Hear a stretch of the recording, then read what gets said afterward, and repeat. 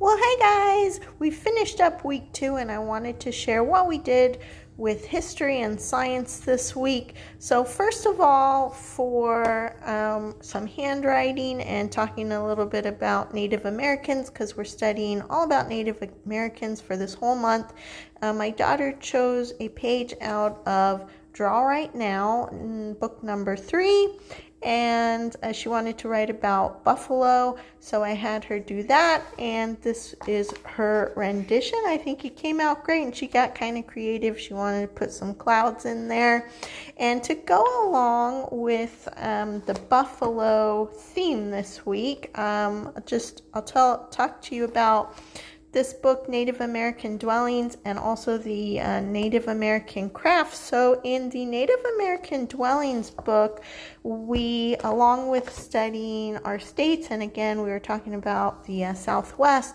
we looked at this page about the Zuni ceremonial dancer. We talked about kiva rooms, and we also talked about cliff dwellings and how the Anasazi lived in the cliff dwellings. And as I mentioned, we have traveled to Colorado, and in Colorado there is Mesa Verde where the Anasazi lived, and we actually got to visit that. And so I asked my daughter if she remembered visiting Mesa Verde.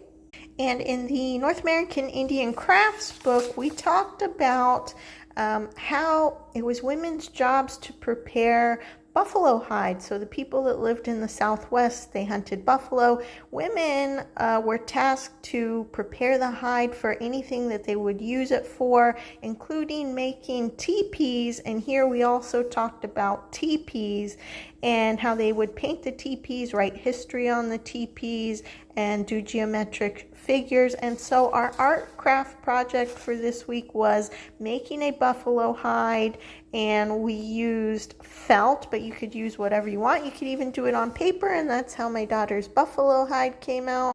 And in the U.S. Facts and Funds, we also did the pages that talk about the Anasazi people, the missing cliff people.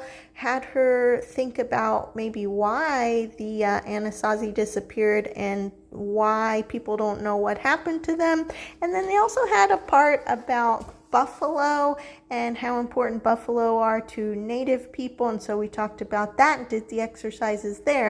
And then for science, we continued on with the food web, but this time we talked about interdependence and the relationship between animals, people, plants, what interdependence was. She did her page in her notebook, and we played a little game.